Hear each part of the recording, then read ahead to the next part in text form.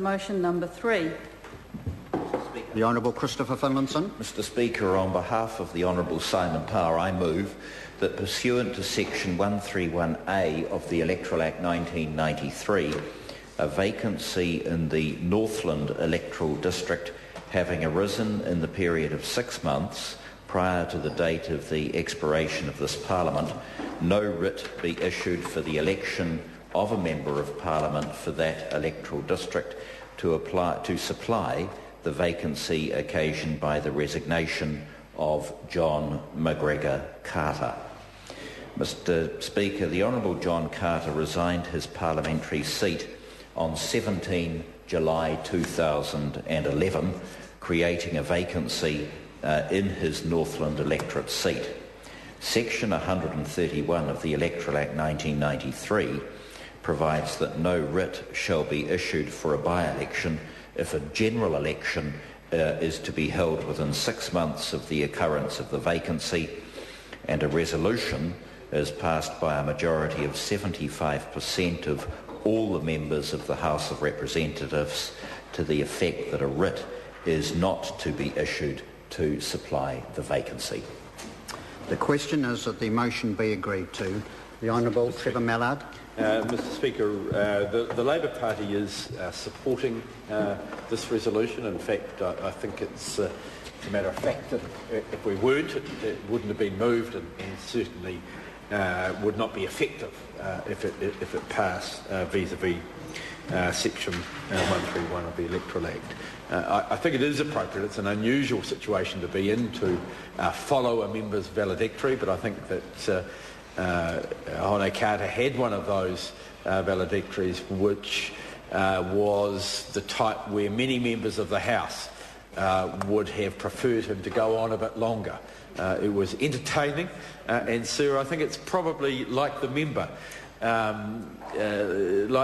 always entertaining, always caring, and someone who was one of the characters of the House. And Sir, I tend to say, and it might be a sign of my own ageing, they seem to be fewer and farther between than the people who were elected as a result of their good organisation and electorate, tying up the seat to get the National Party nomination and then continuing to keep it tied up in a way which meant that over a period of time, notwithstanding a number of perceived and actual sins, Mr Carter was able to be totally unchallenged as to his right to represent an area which he built as a National Party stronghold, one which wasn't always the safest of national seats, and if you look at the demographics of it, it shouldn't necessarily be so. But as a result of his character and his work, it did become a safe national seat. I was lucky enough to travel with Mr Carter, I think at the beginning of 1994, when we went to the United States. At that stage, the then owners, or two-thirds owners of telecom, two US companies, hosted us. I think these days you can't think of many less likely members of Parliament to be the ones who are seen to be leading the Parliament in technology matters. But the objective was to get some members of Parliament a working understanding of technology, and I think it's fair to say that I understood from that time convergence, and it's interesting to see what was predicted to John Carter and I actually beginning to happen now, probably about 15 years, getting close to 15 years after the expectation of when it, in fact, it would occur. Mr Speaker, we had some interesting conversations. Probably my most interesting conversation with John Carter was when I heard him late one day talking to John Banks on the radio, Mr Speaker. And I want to make it clear, it was not the time when he was found to be doing it. Mr Speaker. It was on an earlier occasion. Mr Speaker, subsequent to that, we had a discussion, I think, at the cricket match, the Diplomats Parliamentarians cricket match, both when we were fit and able enough to do that. I indicated to him that I had heard him, I had recognised his voice, and I thought that it was unwise for him to do such a thing. Well, sir, he's a bit like me, slightly stubborn, doesn't always learn from the first mistake unless he's told off. And sir, there was a repeat performance, the fallout from which was his fall from grace and resignation as a whip, and probably more importantly, I think it led to the interruption for a period of 15 years of the career of John Banks, who was not reappointed as a minister after that, and suffered the even worse fate of not being allowed to travel to South Africa to the Parliamentary World Cup in 1995. The Right Honourable Jim Bolger, now of course Sir James Bolger, forbade him from going, thinking that what were clearly racist comments would not go down well in the new South Africa. I think it's fair to say that it Banks's comments. The Banks's comments were actually worse than Carter's, because there was a suggestion that the thing had been jacked up, and Banks at the time was a minister. Therefore, the offence was more serious. So, Mr. Speaker, I think it's fair to say, like as I did say, that he had been warned, and he obviously was caught later on. But having said that, Mr. Speaker, one of the important points about John Carter, and the thing that I think I valued the most, was that he always kept his word. We had a number of arrangements that were made behind your chair over a period of time, and John made it clear when he had made an agreement, when he had indicated that he would have best endeavours to deliver. He certainly tried very hard, and he was always very thorough in that when there was a problem with what he was endeavouring to do, he would come back, he would indicate, and there was clarity in the situation, and I think that was a good sign of his integrity. Mr. Speaker, I think he's got a good job going to Rarotonga.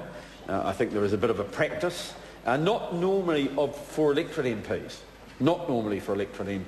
and I'll refer to that soon, to take up diplomatic postings while they are members of Parliament. Of course, he follows in the footsteps of the late Brian Donnelly in being a member of Parliament appointed to go to Avarua.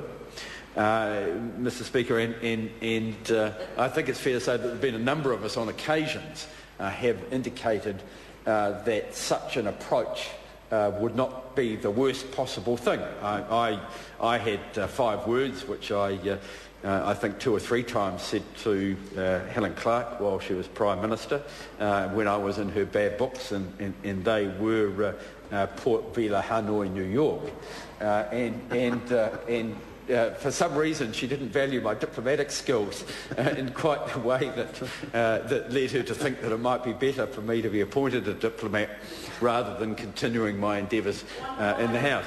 Sorry?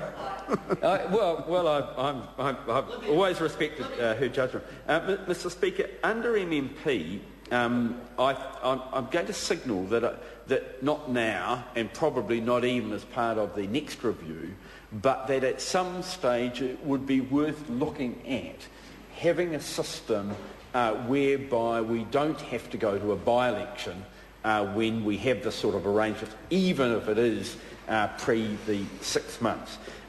What a number of mature democracies are able to do when they have this sort of system is to have people who are effectively deputy electorate members, people who, when a member of Parliament becomes a minister, steps in and they effectively become an electorate member, effectively becomes a list member, and there is a reversal of roles, and that means that the minister is freed up from doing the work in the electorate, taken over by someone else, but with the proviso, I think in all cases, that that reversal can be worked backwards again. And I wonder whether at some stage we need to look at the possibility of another member stepping into the electoral seat role. I think because we don't generally affect the proportionality of Parliament, we're much more party-based.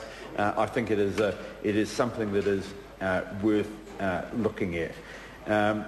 But, sir, I think it might be, we're having a little bit of trouble at the moment getting universal acceptance of the role of the list MP and the way that things work, and we mightn't be quite at the point where we convince the public of that sort of system should be developed. But, sir, I think what that would do would be to raise the possibility of another list MP coming to Parliament, replacing the person who transfers over, keeping the proportionality with Parliament, and saving millions of dollars in some terms in by-elections, which all of us know I actually quite enjoy, but all of us know are not going to make any difference to the eventual decisions that go through this House. Mr Speaker, we are supporting this motion.